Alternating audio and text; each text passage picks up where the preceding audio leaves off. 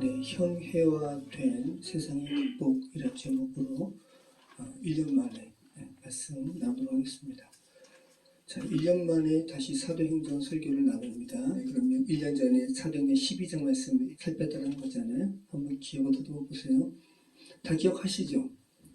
독특하셔가지고. 자, 이 사도행전의 배경이 지금 로마 제국의 배경이거든요. 그래서 2000년 전에 이 성경 기사이기 때문에 우리는 이렇게 성경 텍스트만 읽으면 그냥 너무 이렇게 갭이 크니까, 그죠? 시간적인 갭이 크니까 좀 이렇게 원시 시대 같은 그죠? 우리나라로 해도 2000년 전이면 정말 이렇게 아득하잖아요. 근데 이번에 선교여행을 다니면서 다시 한번 제가 이렇게 느끼게 된 것은 똑같다. 지금이랑 똑같이 발달됐고 똑같이 사람들의 사고는 지금처럼 문명화된 사고를 하고 그랬던 그 시기를 배경으로 한 말씀을 우리가 지금 읽고 있다는 거예요. 로마 제국 시대. 그래서 로마 총독도 나오잖아요. 서기오 바울. 그래서 한번 당시 로마가 어떤 시대인지 한번 보도록 하겠습니다.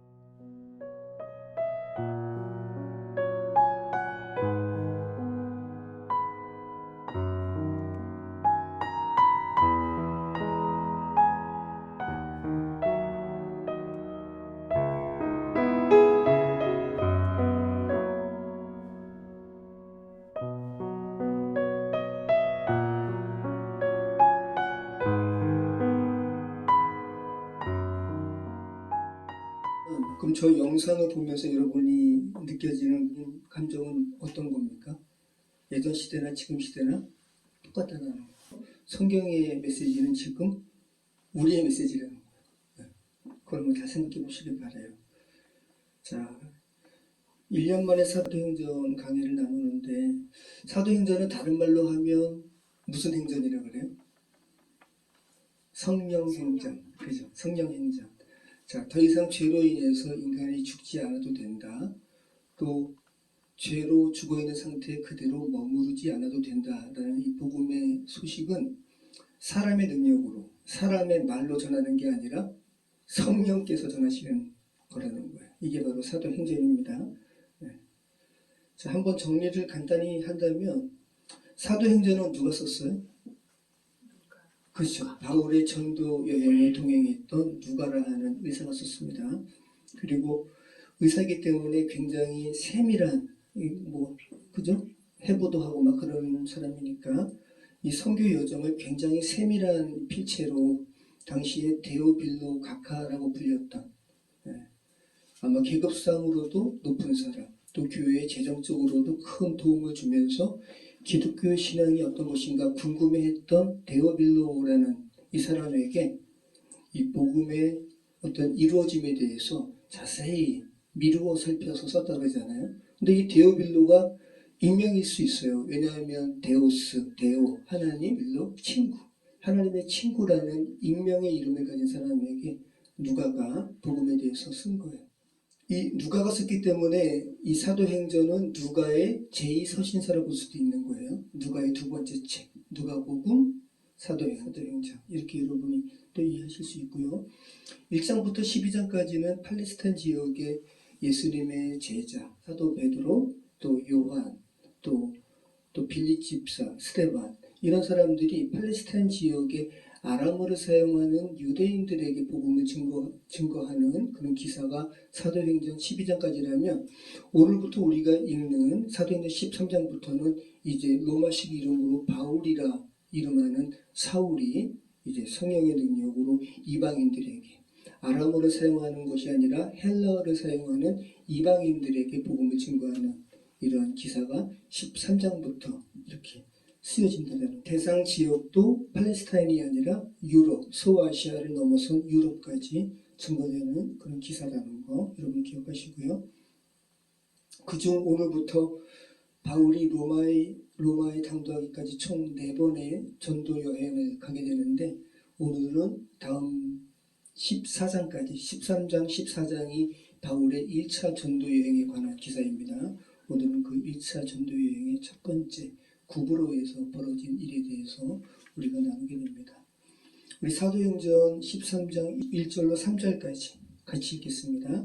안디옥 교회에 선지자들과 교사들이 있으니 곧 바나바와 니게르라 하는 시므온과 구레네 사람 루기오와 분봉왕 헤롯의 젖동생 마나엔과 및 사울이라. 주를 섬겨 금식할 때에 성령이 이르시되 내가 불러 시키는 일을 위하여 바나바와 사울을 따로 세우라 하시니 이에 금식하며 기도하고 두 사람에게 안수하여 보내니라. 아멘. 자, 오늘 본문의 이 안디옥 교회는 건물 교회가 아니라요, 안디옥 지역에 있었던 가정교회예요. 그래서 아마 그 중에서 가장 부유했던 신자들 집에 모여서 예배했을 겁니다. 이 안디옥 교회는 사도행전 11장 19절에 스데반이 박해받잖아요. 그러면서 흩어진 그리스도인들로 인해서 안디옥 지역, 팔레스타인 북쪽 지역에 세워진 가정교회입니다. 지도 한번 보실게요. 안디옥이 당시 로마 제국에는 안디옥이라 명명됐던 도시가 15군데 정도 있었다 그래요. 근데 성경에는 두 군데 안디옥이 나옵니다. 하나는 수리아 안디옥, 또 하나는 비시디아 안디옥. 성경에 두 번 나와요. 근데 이 수리아 안디옥과 비시디아 안디옥이 사도행전 13장에 다 나와요. 자, 우리가 오늘 말하는 안디옥 교회는 이 구브로의 사이프러스 섬에 선교사를 이렇게 파송했던 안디옥 교회는 수리아 안디옥이에요. 여기 팔레스타인 지역이 이쪽이거든요. 자, 비시디아 안디옥은 바로 다음 주에 나오다고 했잖아요. 사도행전 13장 13절 한번 보실까요? 성경책 가지고 계시면 오늘 우리가 읽은 구브로섬, 이 살라미 또 파포스에 이어서 이제 사울과 바나바가 이동하거든요. 네. 거기에 비시디아 안디옥까지 갑니다. 네, 한번 읽어보겠습니다. 바울과 및 동행하는 사람들이 바보에서 배 타고 반빌리아에 있는 버가에 이르니 요한은 그들에게서 떠나 예루살렘으로 돌아갔고 그들은 버가에서 더 나아가 비시디아 안디옥에 이르러 안식일에 회당에 들어가 앉으니라. 그러면서 바울이 엄청난 설교를 하게 됩니다. 이것은 우리가 다음 주에 살펴보게 됩니다. 자, 사도행전 13장 1절에 나오는 안디옥 교회는 수리아 안디옥이라고 했잖아요. 그래서 지금은 시리아와 터키 국경 사이에 있습니다. 자, 그래서 이 스데반의 순교 이후에 이제 뿔뿔이 흩어졌던 사람들이 안디옥 지방에 가서 세운 이 교회가, 가정교회가 안디옥 지방이고, 그곳에 구원받는 사람들의 수가 많아진다는 소식을 듣고 예루살렘 교회에서, 그죠? 바울과 바나바를 그쪽으로 파송해가지고, 야, 이방인들이 구원받는 게 참말이야? 라면서 조사하게 하죠. 자, 이 안디옥 교회에서 이제 구브로에 이제 선교사를 파송하는 기사가 오늘 우리가 읽은 기사죠. 자, 안디옥 교회에 어떠한 직분자들이 나오는데 선지자와 교사들이라고 나오잖아요.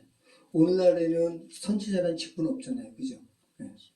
권사님, 집사님, 장로 이렇게 있지만 당시에는 특별한 어떤 예언을 하는 그런 선지자들의 직분도 있었고요.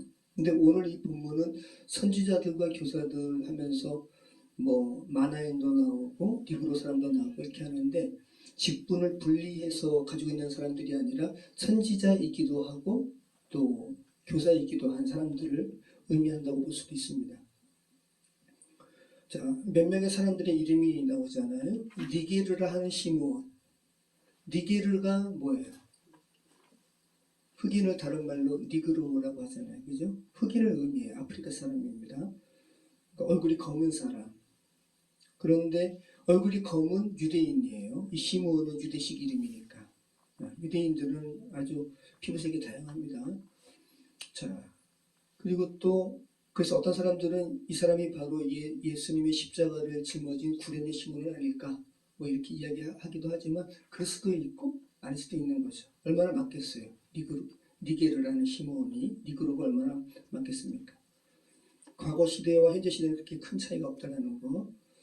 또 헤롯의 젖동생 마나엔이라는 사람도 있잖아요.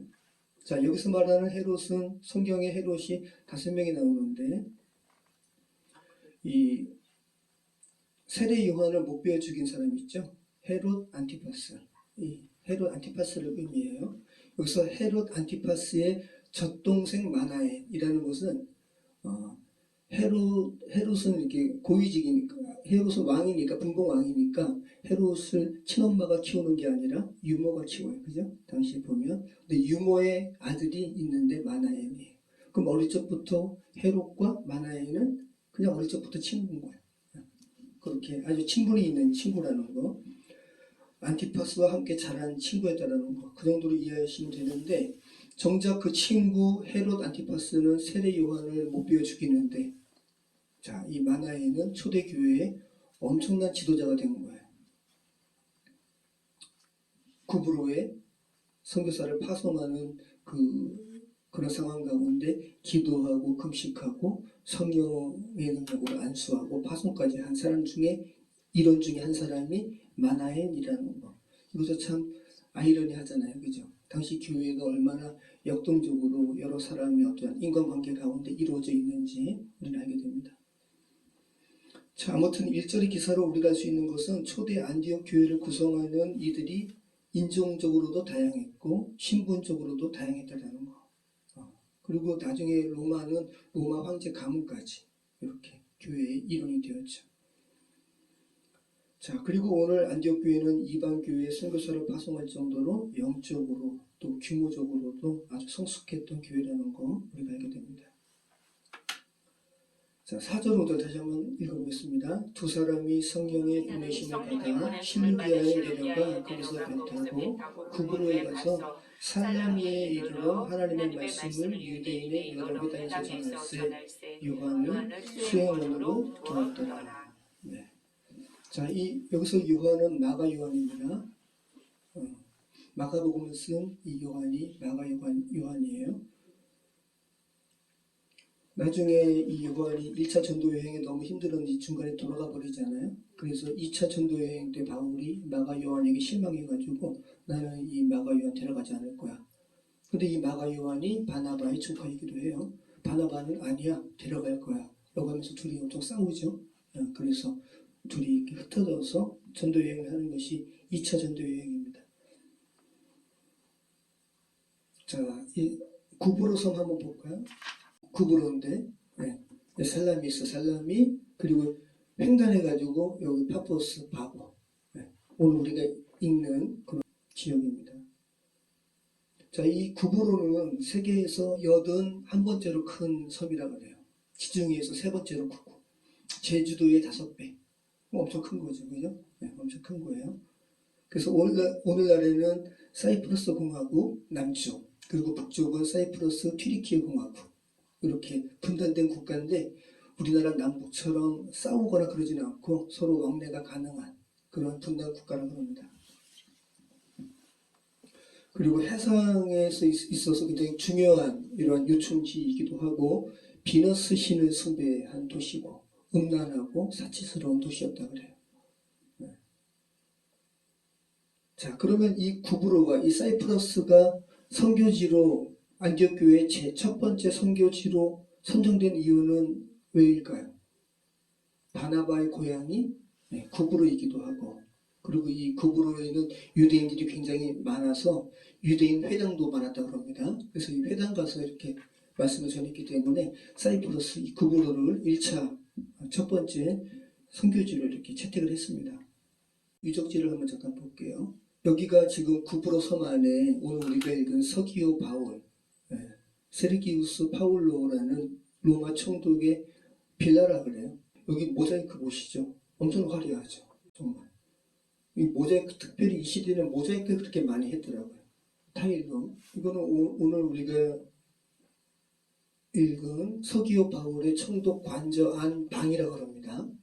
이 관저에서 박수 엘루마가 서기오 바울에게 하나님의 말씀 믿지 못하도록 막 충동하고 성령께서 이 엘루마의 눈을 멀게 하는 그 광경이 여기에서 벌어졌어요. 이거는 서기오 바울로 가는 관저의 기둥이라고 그래요. 아까 우리가 영상 봤지만 이 기둥이 끝이 아니라 엄청난 화려하게 있다는 거. 돌만 남은 거죠, 돌만. 자, 이게 원형극장, 이 구브로 섬에 사이프러스 섬에 있는 원형극장 옆에 기둥이라고 그러고 또 도로라 그래요. 도로. 고대 유대인 회당의 기둥입니다. 자, 그리고 이 서기오 바울이 로마의 글라디우스 황제의 시대의 총독이거든요. 글라디우스 황제. 자, 이렇게 좀 한번 실질적으로 한번 이렇게 느낌을 한번 보시면서 가지시면서 말씀 읽으시면 좋을 것 같죠. 자, 우리 6절로 7절 말씀 같이 읽겠습니다. 6절로 7절입니다. 온 성 가운데로 지나서 바보에 이르러 바 예수라는 유대인 거짓 선지자인 마술사를 만나니 그가 총독 서기오 바울과 함께 있으니 서기오 바울은 지혜 있는 사람이라 바나바와 사울을 불러 하나님의 말씀을 듣고자 하더라. 이 바예수는 뭐예요? 바요나 시몬 할 때 뭐죠? 요한의 아들 시모나. 그럼 바예수는 뭐예요? 예수의 아들. 이름이 예수의 아들이에요. 당시 유대인 이름 중에 하나죠. 당시 유대 이름 중에 여호수아, 예수와는 많이 있었으니까. 근데 아무튼 그 예수님의 이러한 그리스도교 운동도 아마 있는데 바예수라 하는 유대인인데 오히려 이방인보다 하나님과 더 이렇게 하나님의 복음을 알 수 있는 환경이 더 많은 거 아니에요? 유대인이니까. 근데 정작 이 사람은 이교도보다 더 심한 정말 이렇게 악령에 사로잡힌 자였어요. 마술사예요. 엘로마가 이름이 아니라 마술사예요. 박수 무당할 때 박수. 그러니까 이 사람의 실 이름이 뭔지 모르겠지만 아무튼 오늘 본문에서는 바예수라고 하는 것이 이 사람의 이름이라고 지금 나오죠. 바예수, 예수의 아들. 자, 오늘 두 사람이 등장하잖아요. 하나는 바예수, 마술사. 또 한 사람은 이 점쟁이를 옆에 당시에 이런 고위 관료들은 점쟁이를 뒀어요. 그죠? 바울도 점쟁이 뒀잖아요. 이집트 때. 이 총독도 자기 휘하에 나름대로 이렇게 정치를 하는 데 있어서 점쟁이 하나 둔 거죠. 이 총독의 이름은 뭡니까? 서기오 바울. 서기오가 무슨 그 서기가 아니라 세르기우스. 로마식 이름이에요. 세르기우스 파울로. 세르기우스 파울로. 당시 구브로 섬의 로마 총독입니다. 글라디우스 황제, 이 황제 치하의 시대의 총독이었어요. 당시 로마 시대 총독은 두 종류가 있거든요. 하나는 군사력을 대동할 수 있는 총독. 그럼 팔레스타인의 군사력을 가지고 있는 총독이 누구죠? 빌라도는 군사력을 대동할 수 있는 총독이 빌라도고, 이 구브로 지역은 팔레스타인보다는 조금 더 평화로웠나 봐요. 반란하거나 그러지 않았나 봐요. 그래서 이 구브로 지역의 총독은 그 군사까지 있는 총독이 아닌 총독이었습니다. 이 사람이 이 서기오 바울입니다. 이 구브로 지역에 이 서기오 바울의 이름이 적혀 있는 돌이라든지 서기오 바울의 그 표지석도 있고 여러 개가 발견이 되었습니다. 그래서 이 성경이 굉장히 실질적으로 성경의 이 기록이 증거가 되는 인물 중에 한 명이 이 서기오 바울이기도 해요. 여기 아마 서기오 바울과 관련된 그 이름들이 기록된 이런 유물이에요. 이게 아마 서기오라고 아마 써 있는 거겠죠? 그리고 우리가 좀 생각할 것은 사도행전 오늘 본문 이 8절 말씀 한번 읽어볼까요? 8절 9절.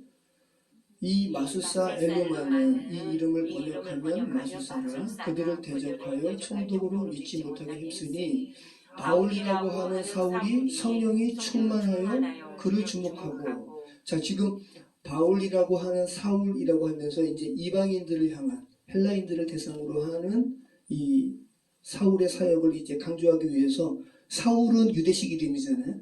자, 그래서 우리가 읽은 사도행전 13장 초반부 보면 사울이라고 나오죠. 그렇죠?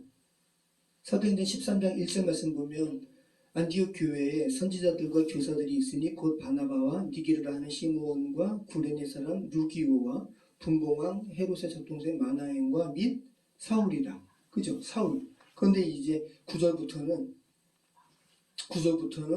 바울이라고 하는 사울이라고 하면서 이제 유대식 이름은 이제 반영이 안 되고 이후부터는 계속 바울이라고 나와요.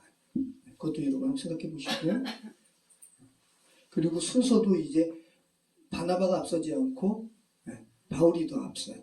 이제 이방 선교에 있어서 좀 주체적인 역할을 하는 사람이 바나바보다는 바울이라는 것을 우리가 이 순서를 통해서도 알 수가 있어요.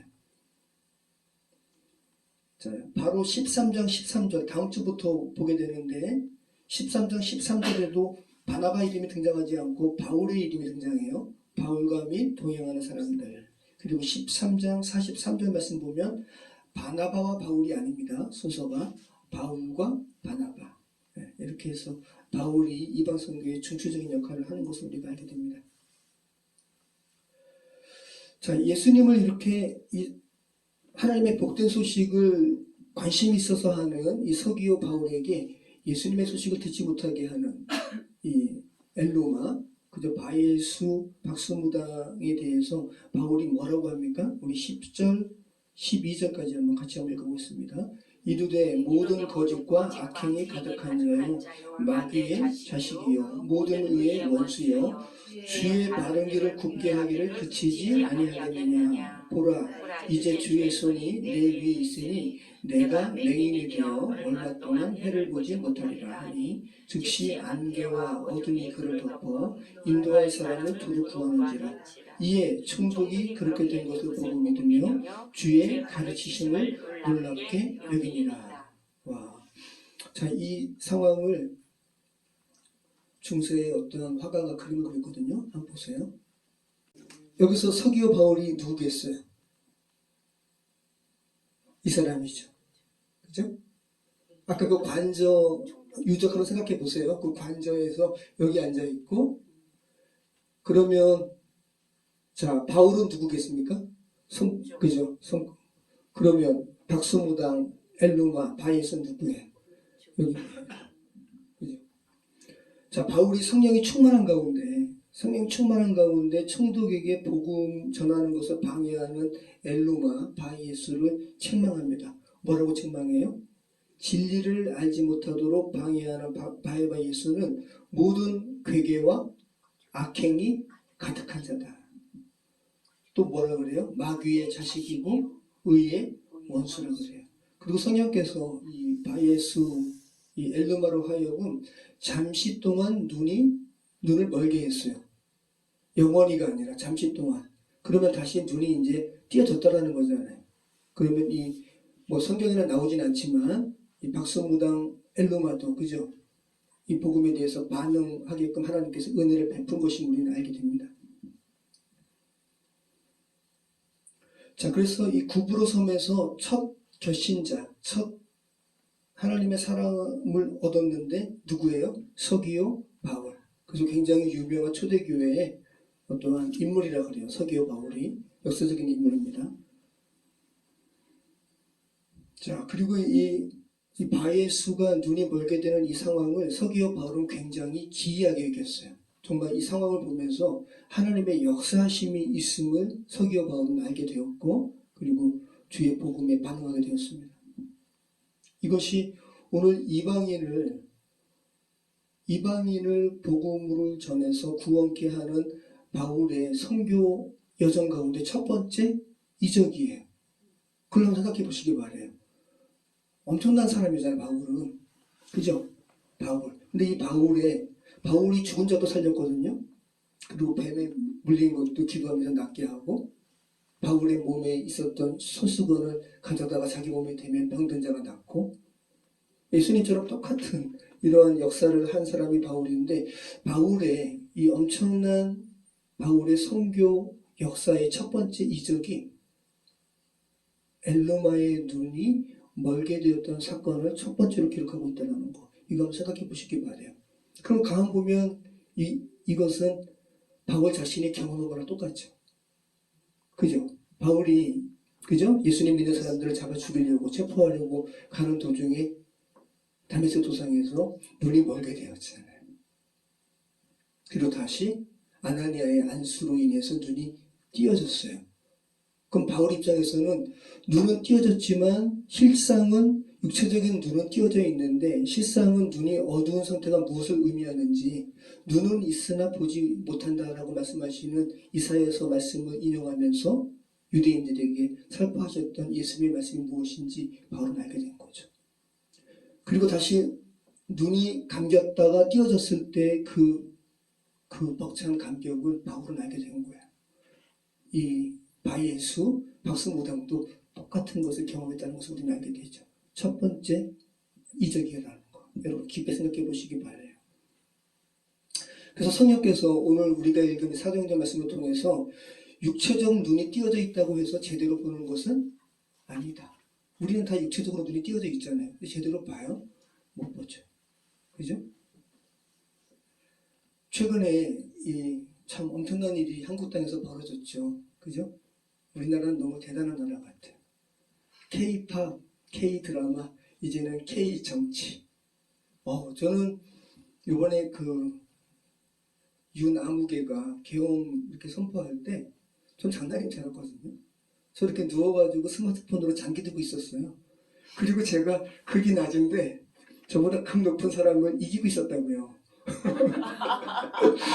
근데 아이 엄마가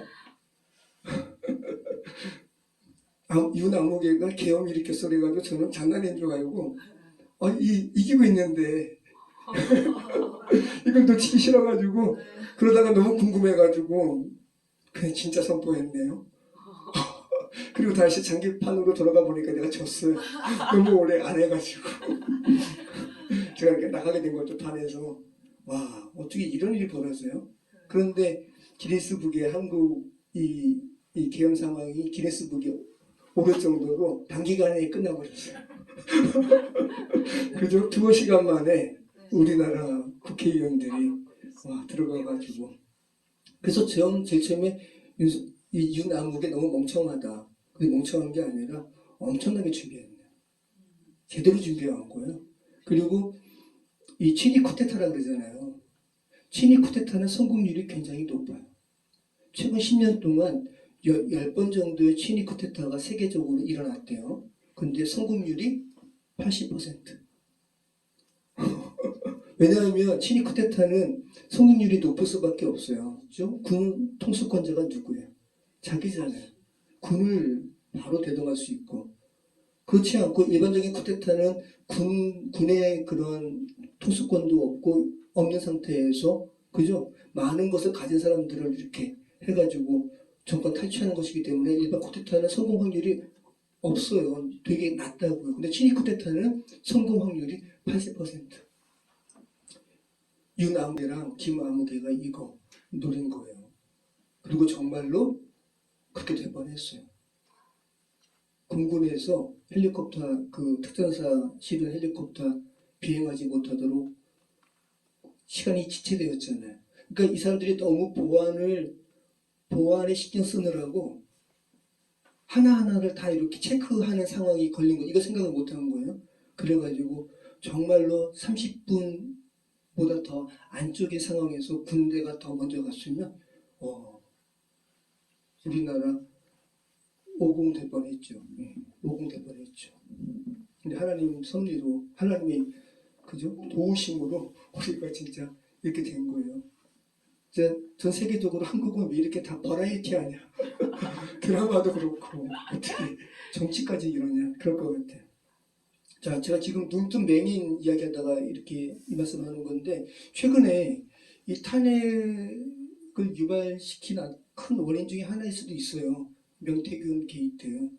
이 사람이 윤아무개를 뭐라고 불렀어요? 장님 무사라고. 눈이 띄어져 있어가지고 육체적인 눈은 띄어져 있어서 칼 함부로 휘두르는데 실상은 보지 못하는 자.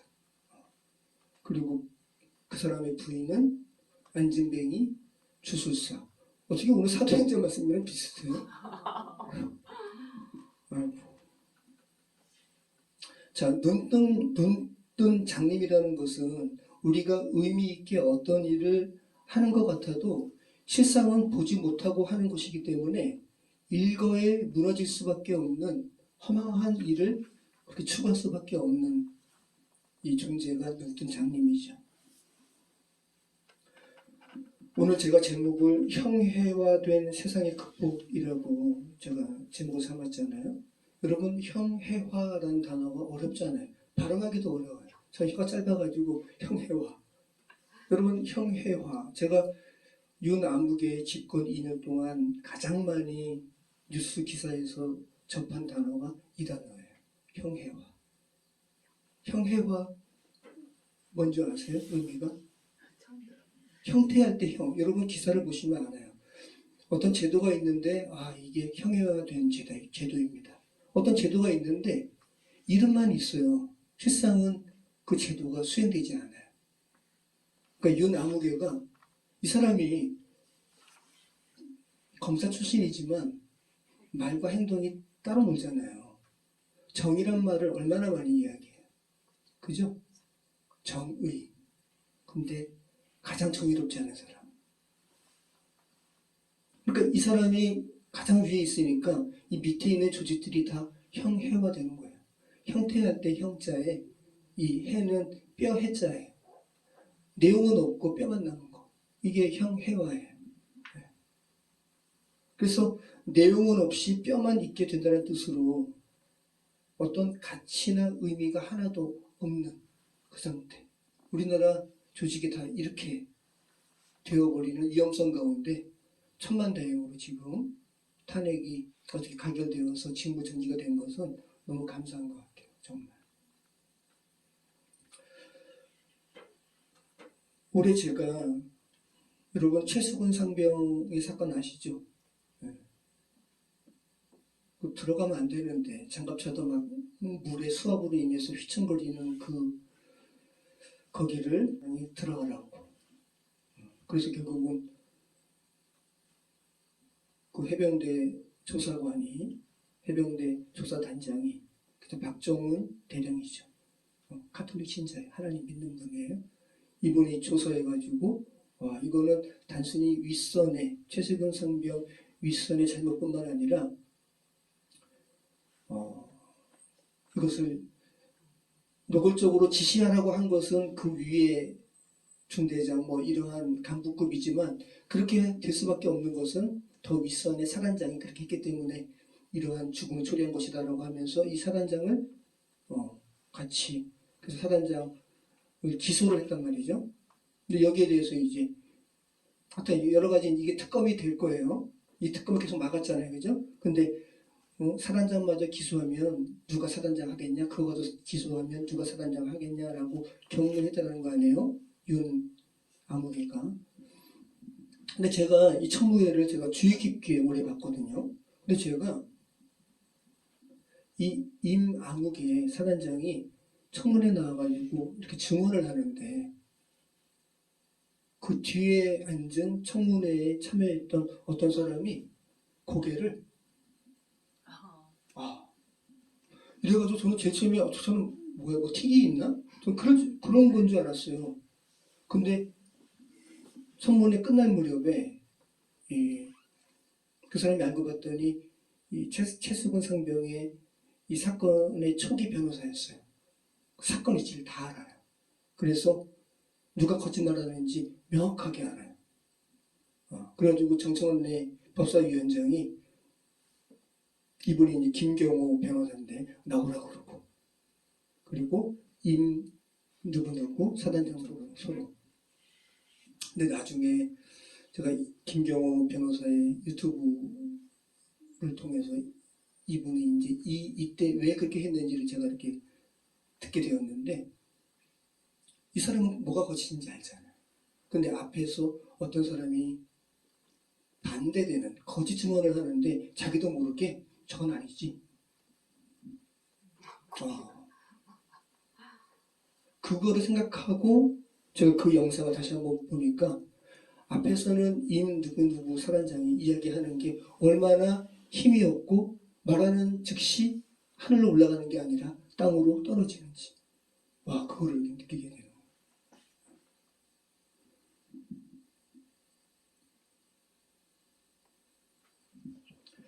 여러분 우리의 세상이 형해화된 세상을 살아가는 거예요. 그죠? 죄된 세상은 창세기 3장의 타락의 사건 이후에 모든 하나님의 형상을 가진 자들이 하나님을 온전하게 예배해야 되는데 뼈대가 있는 내용이 있는 그런 형태와 그러한 심정 가운데 그런 심상 가운데 하나님께 예배해야 되는데 다 형해화되었어요. 그냥 어떤 형식만 있고 속의 알맹이는 다 사라져버렸어요. 이것이 바로 우리가 살아가는 주된 세상이죠. 그렇잖아요, 여러분. 파면된 윤아무개가 대선 후보 시절에 여의도 성동교회, 한국에서 제일 큰 교회를 굳이 찾아가가지고 그것도 성격치도 위에 다 놓고 기도하는 모습, 이거 형해화된 모습이죠.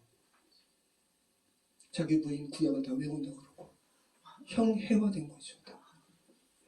정말 너무 가소롭지 않아요? 그리고 한국에 내노라는 목사들은 축복 한수하고, 그 사람들은 그렇게 핑계 대더라고요. 핑계인지 뭔지. 하나님께 돌아오라는 마음으로 기도할 수도 있지 않느냐. 그럴 수도 있겠죠, 그죠? 근데 하나님, 아무튼 그런 모습들이 그런데 제대로 된 모습인가? 모두 형해화된 모습이고 신앙인 거예요.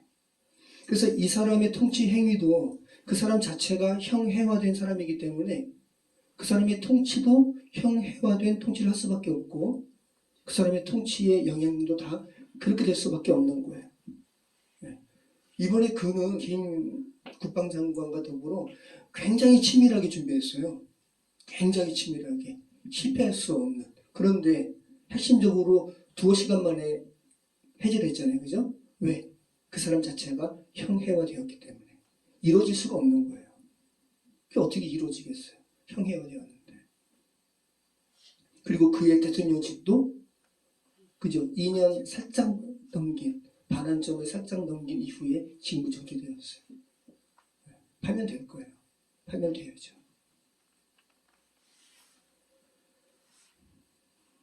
그죠? 이 사람의 통치 행위가 형해화되었기 때문에 실질적으로는 이루어질 수가 없는 거예요.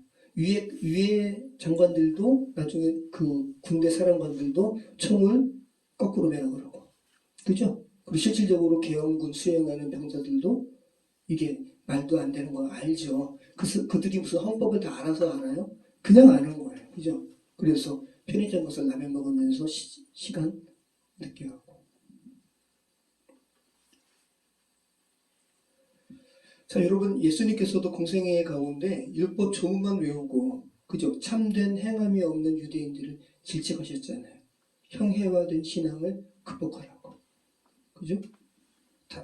그죠? 바울도 그래요. 다메섹 도상에서 예수 그리스도를 믿는 이 그리스도인들을 체포하러 갈 때 그는 자신의 이러한 신앙의 모습이 형해화된 신앙이라는 거 몰랐을 거예요. 그죠? 자기는 의지가 있고 제대로 된 것이라 생각을 하면서 갔지만 실질적으로는 형해화됐다는 것을 예수님께서 다메섹 도상에서 만나주시고 눈을 멀게 하시고 다시 뜨게 하심으로 알게 하신 거예요.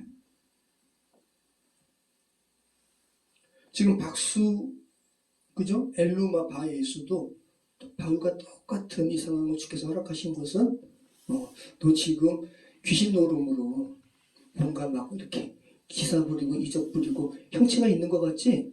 너 그거 거짓이야. 아무것도 아니야. 너만 무기력하게 아무것도 아닌 것을 만든 것뿐만 아니라 많은 사람들을 그렇게 거짓으로 괴계로 사단의 자식으로 떨어뜨리고 있다는 것을 예수 성령께서 알게 하신 거죠. 여러분, 저와 여러분의 신앙은 어때요? 형해화 되지 않았어요? 형해화. 저는 우리 애들도 할 말이 없네. 형해화 되었죠. 우리 성경어 자매는 아니요, 저는 형해화 되지 않았어요. 제가 올해 안신년 가지면서 제일 처음에는 성공회 성당을 갔어요. 우리 감리교가 성공회 신부였던 그 웨슬리 목사님으로 인해서 퇴원되었기 때문이기도 하지만, 그래서 성공회를 갔습니다. 그러면 또 카톨릭도 갔습니다. 다 나름의 좋은 전통이 있어요. 의식도 있고 눈으로 보이지 않는 성경 말씀을 시각적으로 보이는데 특화된 것이 카톨릭의 어떤 그런 모습들이거든요. 감리교가 개신교 중에서 가장 그래서 그 부분도 취한 거예요. 이렇게 떡대고 하는 거. 그런데 말씀이 약해요. 정말. 그래서 저는 개신교 목사 된 거 감사하고 정말 개신교가 참 귀하다는 걸 저는 느꼈어요. 그거 되게 깊게 느끼게 되더라고요. 근데 어느 교회에서 제가 한 목사님의 말씀에 제가 이렇게 되게 깊게 찔림이랄까? 그렇게 생각하게 된 것이 있는데 뭐냐 하면 여러분들은 모두 여러분 자신을 위해서 하나님 믿지 않냐고. 그렇죠? 우리 다 우리 자신 위해서 믿잖아요.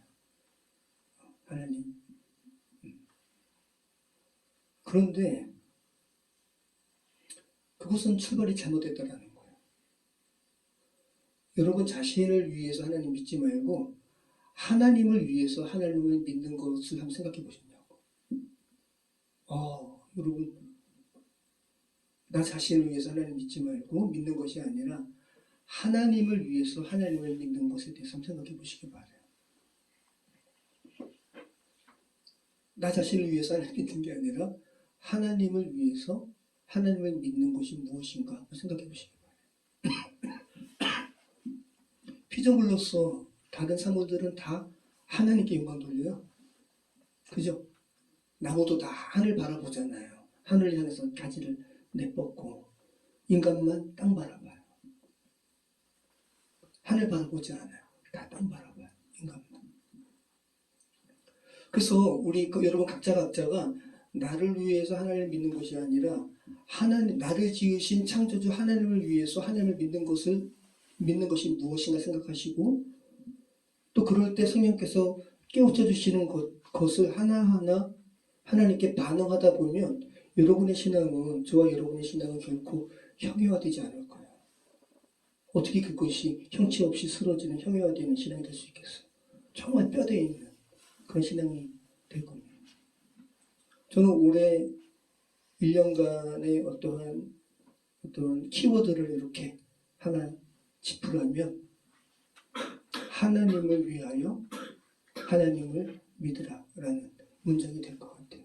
정말 너무 감사하고 지금도 그 부분을 다시 한번 귀하게 생각하게 됩니다. 우리는 모두 단 한 번만 살아요. 이 세상에 단 한 번만 살아가고 이 세상에 단 한 번만 부여하신 이 육신의 생명 가운데 나를 목적하는 것이 아니라 나를 지으시고 내게 분명한 어떠한 하나님을 위한 목적을 가지고 계신 그 하나님을 위하여 믿는 그 신앙이 무엇인가 계속 깊게 궁구할 때, 그죠? 그런 신앙함이 어떤 것인가 라고 계속 사고할 때, 그렇게 사고하며 신앙하실 때 형체 없이 무너져가는 그런 형회화된 신앙을 극복하는데 더 도움이 되는 그런 신앙의 모습일 줄 믿습니다. 기도하겠습니다. 참 좋으신 하나님 감사합니다. 모든 시간 속에 살아왔던 사람들이 2000년, 4000년 다 시간과 관계없이 똑같은 존재임을 고백합니다. 아버지 하나님, 그 많은 사람들 중에 참된 믿음을 소유한 자는 지극히 적다, 거의 없다라고 말씀하시는 예수님의 말씀을 다시 한번 기억해 봅니다. 아버지 하나님, 거의 없다라고 말씀하시는 그 한 사람 속에 저희 한 사람 한 사람도 속하게 되기를 주님 간구합니다. 아버지 하나님, 형제화된 신앙을 극복하는 데 있어서 주님 가르쳐 주시고 도와주시고 이끌어 주시옵소서. 감사드리오며 예수 그리스도 이름으로 기도합니다.